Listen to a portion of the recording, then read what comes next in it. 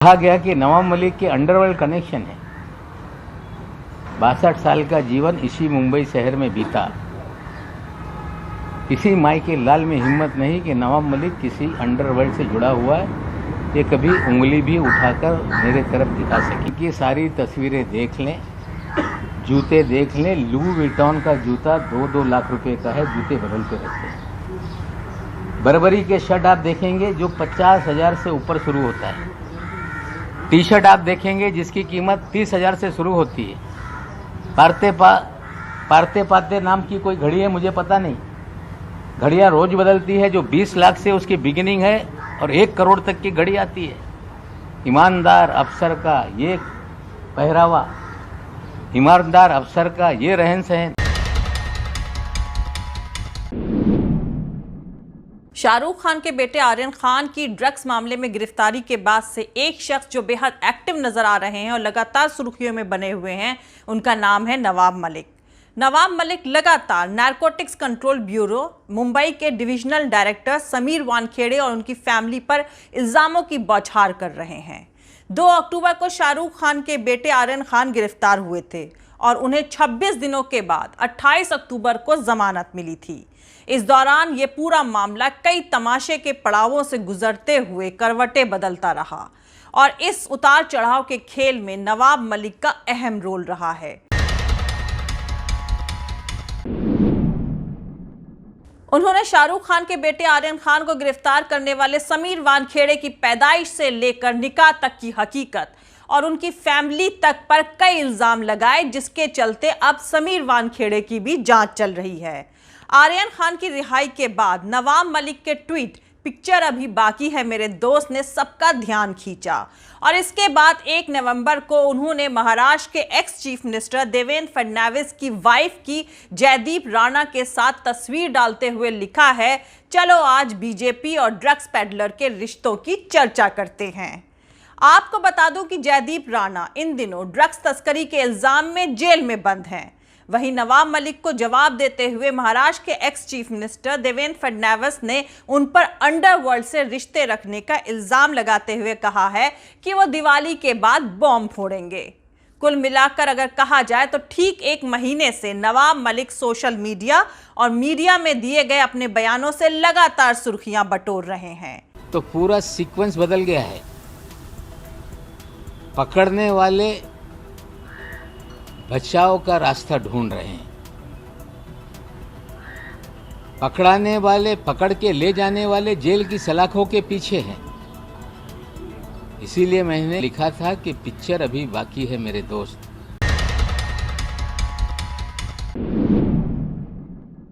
Aryan Khan drugs का मामला सामने आने के बाद सबसे एग्रेसिव विरोध नवाब मलिक ने किया था। हालांकि भारतीय जनता पार्टी ने एनसीबी और समीर वानखेड़े पर इल्जाम लगाने के लिए नवाब मलिक को काफी क्रिटिसाइज भी किया था।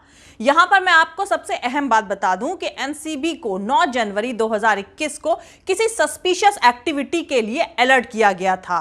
इसके बाद समीर वानखेड़े ने मुंबई के बांद्रा इलाके से भांग जब्त करने का दावा किया था। बताया गया था कि करण सजलानी के घर से बाहर से मंगाई गई भांग जब्त करी गई है। इस मामले में 4 लोगों को गिरफ्तार किया गया था। इन 4 लोगों में से एक नवाब मलिक के दामाद थे।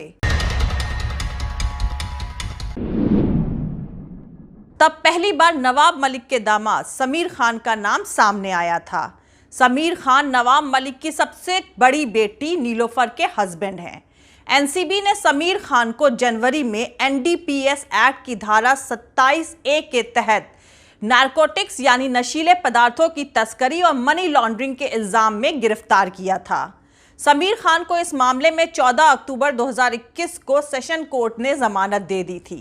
अदालत के फैसले के बाद नवाब मलिक ने इल्जाम लगाया था कि एनसीबी झूठे क्राइम्स में लोगों को फंसाकर बदनाम कर रही है। अपने दामाद की गिरफ्तारी को लेकर उन्होंने कहा था कि एनसीबी ने 200 किलो गांजा मिलने की बात पहले कही थी, लेकिन रिपोर्ट से पता चला कि वो हर्बल तंबाकू था। नवाब मलिक के इस इल्जाम पर नारकोटिक्स कंट्रोल ब्यूरो की तरफ से कोई रिएक्शन या बयान नहीं आया। दोस्तों, वैसे तो नवाब मलिक ने अपना पहला इलेक्शन 1984 में नॉर्थ ईस्ट मुंबई की लोकसभा सीट से लड़ा था। तब उनकी उम्र 25 साल की थी। इस सीट पर कांग्रेस की तरफ से गुरदास कामत मैदान में थे और दूसरी तरफ बीजेपी के प्रमोद महाजन थे। गुरदास कामत को 2,73,000 से ज्यादा वोट मिले थे और उन्होंने अपने करीबी उम्मीदवार प्रमोद महाजन को 95,000 वोटों से हराया था। उस वक्त नवाब मलिक को सिर्फ 2,620 वोट ही मिल पाए थे। लेकिन मुंबई और आसपास के इलाकों में बाबरी मस्जिद की वारदात के बाद समाजवादी पार्टी मुस्लिम वोटर्स के बीच काफी पॉपुलैरिटी हासिल कर रही थी। इसी लहर में नवाब मलिक भी समाजवादी पार्टी में शामिल हो गए और 1995 के विधानसभा चुनाव में उन्हें समाजवादी पार्टी से मुस्लिम मेजॉरिटी वाले एरिया नेहरू नगर से टिकट मिला। उस वक्त शिवसेना के सूर्यकांत महादिक 51,569 वोट पाकर जीते थे। नवाब मलिक 37,511 वोट के साथ दूसरे नंबर पर रहे। नवाब मलिक फिर हार गए, लेकिन मजहब के नाम पर वोट मांगने को लेकर विधायक महादिक के खिलाफ दायर पिटीशन पर उन्हें दोषी पाया गया और इलेक्शन कमीशन ने चुनाव रद्द कर दिया। उसके बाद 1969 में नेहरू नगर की सीट पर फिर से चुनाव हुआ और इस बार नवाब मलिक ने करीब 6,500 वोटों से जीत हासिल करी। 1999 के विधानसभा चुनाव में नवाब मलिक फिर से समाजवादी पार्टी से जीते। तब कांग्रेस और राकांपा सत्ता में आई। समाजवादी पार्टी से 2 विधायक और चुने गए थे। उन्हें भी मोर्चे को सपोर्ट करने के लिए सत्ता में हिस्सेदारी मिली और नवाब मलिक आवास राज्य मंत्री बने। कहा जाता है कि सियासी तौर पर वो काफी अच्छा काम कर रहे थे, लेकिन वक्त के साथ साथ समाजवादी पार्टी के नेताओं के साथ नवाब मलिक के डिफरेंसेस सामने आने लगे और इससे तंग आकर नवाब मलिक ने मिनिस्टर यानी मंत्री होते हुए भी एनसीपी में शामिल होने का फैसला किया। समाजवादी पार्टी छोड़ने के अपने फैसले के बारे में बात करते हुए उन्होंने कहा कि उस वक्त समाजवादी पार्टी के मुंबई के नेता मजहबी बेस पर सियासत करने की कोशिश कर रहे थे। समाजवादी पार्टी ऐसे काम कर रही थी मानो वो कोई मुस्लिम लीग हो। खैर, बाद में एनसीपी के मेंबर के तौर पर Nawab Malik minister of education and labour बने। माना जाता है कि महाराष्ट्र की सियासत में जो मुस्लिम चेहरे सामने आए हैं उनमें नवाब मलिक का नाम सबसे आगे है और शुरुआत में मलिक को एनसीपी के मुस्लिम चेहरे के तौर पर ही पार्टी में जगह दी गई थी। लेकिन अब महाराष्ट्र की सियासत पर बारीक नजर रखने वाले जानकारों का मानना है कि नवाब मलिक के पिछले कुछ दिनों में बेहद तेजी से एक्टिव होने की एक और सियासी वजह भी है। जानकारों के मुताबिक एनसीपी की नजर फिलहाल मुंबई नगर निगम के चुनाव पर है। नवाब मलिक मुंबई नगर के प्रेसिडेंट की कुर्सी संभाले हुए हैं, इसलिए पार्टी को लगता है कि उन्हें आगे आने से मुंबई नगर निगम इलेक्शंस में पार्टी को फायदा होगा।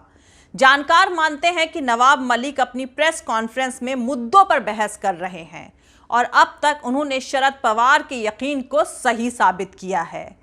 इससे पहले उनकी प्रेस कॉन्फ्रेंस की बहुत चर्चा नहीं होती थी, लेकिन 1 महीने के अंदर उन्होंने सही मुद्दों को उठाकर मीडिया की सुर्खियां बटोरी हैं और ये सुर्खियां बेहद अहम रोल निभाएंगी आने वाले इलेक्शन में।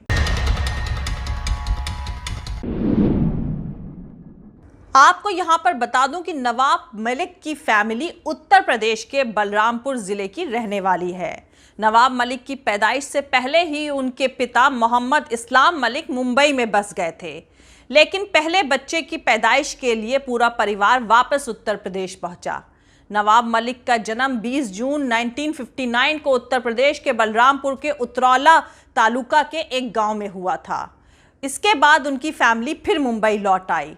नवाब मलिक की फैमिली के मुंबई में छोटे और बड़े कई बिजनेसेस थे। उनके पास एक होटल था। इसके अलावा उनके कबाड़ के कारोबार के साथ कुछ और छोटे मोटे काम धंधे भी थे।